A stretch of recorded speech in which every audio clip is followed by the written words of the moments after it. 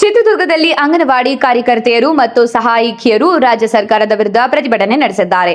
ರಾಜ್ಯ ಬಜೆಟ್ನಲ್ಲಿ ಗೌರವ ಸಂಭಾವನೆ ಹೆಚ್ಚಿಸದೆ ಸೀರೆ ನೀಡುವ ನಿರ್ಧಾರ ಕೈಗೊಂಡಿರುವುದನ್ನು ಖಂಡಿಸಿ ಎಐಟಿಯುಸಿ ಕರ್ನಾಟಕ ರಾಜ್ಯ ಅಂಗನವಾಡಿ ಕಾರ್ಯಕರ್ತರ ಹಾಗೂ ಸಹಾಯಕಿಯರ ಫೆಡರೇಷನ್ ನೇತೃತ್ವದಲ್ಲಿ ಪ್ರತಿಭಟನೆ ನಡೆಯಿತು.